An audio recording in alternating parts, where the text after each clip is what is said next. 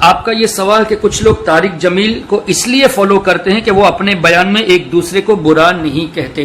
دیکھیے اگر طارق جمیل ایک دوسرے کو برا نہیں کہتے تو اچھی بات ہے، لیکن بد عقیدوں کو برا نہیں کہتے تو وہ تقریر کرنے کے لائق ہی نہیں ہے، اس لیے کہ اللہ تبارک و تعالی نے خود حضور علیہ الصلوۃ والسلام کے گستاخوں کو برا کہا.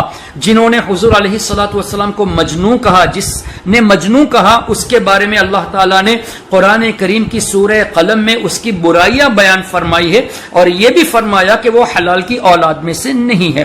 پھر اللہ تعالیٰ نے خود ہی ارشاد فرمایا کہ تمہارے باپ، بیٹے، بھائی، رشتہ دار بھی اگر اللہ اور اس کے رسول کے دشمنوں سے دوستی رکھتے ہیں تو ان سے دور رہو. اب ہم طارق جمیل کی سنیں یا اللہ تبارک و تعالی کے حکم کو مانے؟ اللہ نے تو دور رہنے کا حکم دیا. جو گستاخ ہیں، جو حضور علیہ السلام کے دشمنوں سے دوستی رکھتے ہیں، ان سے دور رہنے کا حکم بھی اللہ نے دیا. تو ہم قرآن کی بات کو مانیں یا قرآن کے نام پر ایموشنل مگر مچھ کے آنسو بہا کر بیان کرنے والے مولوی طارق جمیل کی باتیں سنیں، جبکہ یہ قرآن کے خلاف ہمیں میسیجز پہنچا رہا ہے. پھر حضور علیہ الصلوۃ والسلام نے مسجد نبوی شریف سے منافقوں کا نام لے کر اخرج یا فلاں فإنک منافق، اخرج یا فلاں فإنک منافق، نکل جا مسجد سے اے شخص تو منافق ہے، یعنی نام لے کر منافقوں کو مسجد نبوی سے باہر نکالا. تو اگر ہم کسی وہابی حضور کے دشمن کو ہماری مسجد سے باہر نکالے یہ کہہ کے کہ اس نے گستاخی کی ہے، تو اس میں برائی کون سی کی ہے؟ یہ تو حضور علیہ السلام کی سنت ہے. تو طارق جمیل صاحب نہ قرآن سے واقف ہے نہ حدیث سے واقف ہے، اور یہ واقف ہو بھی کیسے سکتا ہے جو ایسا جاہل ہو کہ خود یہ کہے کہ حضور علیہ الصلوۃ والسلام جب معراج کو گئے تو جبریل علیہ السلام نہیں آئے تھے، جبکہ حدیثوں میں آیا ہے کہ جبریل علیہ السلام تشریف لائے تھے اکمپنی کرنے کے لیے. یہ نہیں کہ حضور کو ساتھ لے جائے کیونکہ حضور کو پتہ نہیں، ایسا نہیں، بلکہ حضور سے مدد، حضور سے فیض حاصل کرنے کے لیے جبریل علیہ السلام آئے، ایز اے خادم تشریف لائے، اور یہ حدیثوں میں موجود ہے. لیکن طارق جمیل نے اپنے بیان میں کیا کہا کہ جبریل علیہ السلام نہیں آئے بلکہ اللہ خود زمین پر آیا. پہلے آسمان پر اللہ لے گیا، پھر وہاں سے دوسرے آسمان پر اللہ لے گیا. نام دیا ہے کہ اے میرے محبوب کی امت اپنے نبی کی قدر کرو. میں نے جب اس کو آسمانوں پہ بلایا تو میں خود زمین پہ آیا اس کو ساتھ لے جانے کے لیے، تو میں خود زمین پہ آیا اس کو ساتھ لے جانے کے لیے. لے جانے والا کون ہے؟ اللہ نے کہا میں خود آیا ہوں، آ جا میرے ساتھ آ، چل. پہلا آسمان ہے، اللہ نے کہا میں خود آیا ہوں، آ جا میرے ساتھ آ، چل. پہلا آسمان ہے. ارے بھائی طارق جمیل سے یہ پوچھے تو صحیح کہ اللہ تبارک و تعالی کا دیدار معراج میں ہوا حضور علیہ الصلوۃ والسلام کو، جب اللہ ہی زمین پر آ گیا تو پھر دیدار کس بات کا؟ جانے کی ضرورت کیا تھی؟ پھر اللہ کا زمین پہ آنا اگر مان لیا جائے تو اللہ کے لیے جسم کا ثابت ہوا، اللہ کے لیے مکان کا ثابت ہوا، اور اللہ جسم و جسمانیات سے پاک ہے، مکان سے پاک ہے. تو جو آدمی بیسک عقیدہ ہی نہ جانتا ہو اس کی تقریریں چاہے کتنی ہی ایموشنل ہو، ہم سن کے کیا کریں؟ ہم سن کے اپنے ایمان کو برباد کریں. پھر طارق جمیل نے یہ بھی کہا کہ تورات، زبور، انجیل یہ اللہ کے کلام نہیں ہے، صرف قرآن اللہ کا کلام ہے. تورات آسمانی کتاب ہے، اللہ کا کلام نہیں ہے. زبور آسمانی کتاب ہے، اللہ کا کلام نہیں ہے. انجیل آسمانی کتاب ہے، اللہ کا کلام نہیں ہے.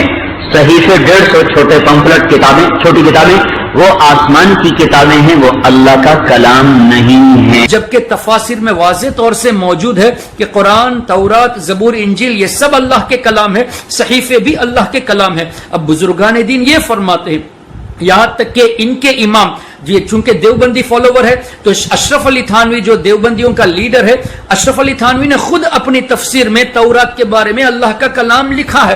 تو یہ نہ اپنے بزرگوں کی مانتے ہیں نہ ہمارے بزرگوں کی سنتے ہیں، بلکہ اپنی طرف سے یہ اس طرح کی نئی باتیں پیش کر کے امت کو یونٹی کے نام پر گمراہ کرتے ہیں. اب جن لوگوں نے اس کی ایموشنل تقریریں سن کر جنہوں نے یہ عقیدہ رکھ دیا ہو کہ اللہ واقعی میں زمین پہ اتر آیا، اس کے ایمان کا کیا ہوگا؟ جنہوں نے یہ عقیدہ رکھا کہ نہیں تورات، زبور، انجیل، صحیفے یہ اللہ کے کلام نہیں ہے، اس کے ایمان کا کیا ہوگا؟ جنہوں نے یہ عقیدہ رکھا کہ اللہ کے رسول صلی اللہ تبارک و تعالی علیہ وسلم کے پیارے نواسوں کے تعلق سے جو یہ کہا تھا کہ پاگل تھا حسین جو اپنی گردن کو دے دیا، ان کو پاکستان کے اس شہر والوں سے سیکھنا چاہیے تھا.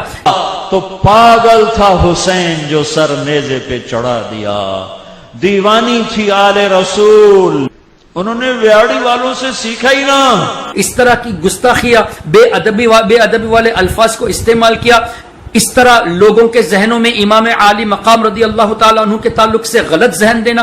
حضرت ابراہیم علیہ السلام کے تعلق سے یہ کہنا کہ ابراہیم علیہ السلام 80 سال کا بوڑھا جو مرغی ذبح نہ کر سکے. یہ کس کتاب میں لکھا ہے کہ ابراہیم علیہ السلام مرغی ذبح نہ کر سکے اور گئے بکرا ذبح کرنے کو؟ یہ کہاں پہ لکھا ہوا ہے کہ مرغی ذبح نہ کر سکے 80 سال کا بوڑھا؟ اور ابراہیم 90 کراس کر گئے, 90 کا بیریئر کراس کر گئے, جب مرغی کو ذبح کرتے بھی ہاتھ کانپے. 90 برس 92 سال کا بڈھا تو مرغی نہیں ذبح. آسمان کے فرشتے ٹکٹکی باندھ رہے ہیں اور ان کے سانس اٹک رہے ہیں کہ یہ کیا ہو رہا ہے, کیا یہ بوڑھا کر جائے گا, کیا یہ بوڑھا کر جائے گا. تو لوگوں کو اس طرح کا ذہن دینا, پھر لوگوں کو یہ ذہن دینا جبکہ قرآن میں موجود ہے رسول کے دشمنوں سے دور رہو, حدیث میں موجود ہے دور رہو, اور یہ کہتا ہے کہ نہیں سب مل کے رہو. تو جو قرآن اور حدیث کے خلاف تعلیم دے کے لوگوں کے ایمان کو اس طرف لے کے جاتا ہے, جو خود بھی لوگ اس کی ایموشنل باتیں سن کے قرآن کے ان حکم کے خلاف جائے, حدیث کے ان حکم کے خلاف جائے, پھر اوپر سے لوگوں کو کہے دیکھو ہمیں جو ہے کسی کی برائی نہیں کرنی چاہیے اس لیے کہ مولانا طارق جمیل نے یہ بتایا اور قرآن اور حدیث کی روشنی میں بتایا, جبکہ قرآن کے بھی خلاف بتایا, حدیث کے بھی خلاف بتایا. اس لیے محترم حضرات, کسی بھی شخص کی تقریر سننے سے پہلے اس کا بیک گراؤنڈ دیکھ لیا جائے.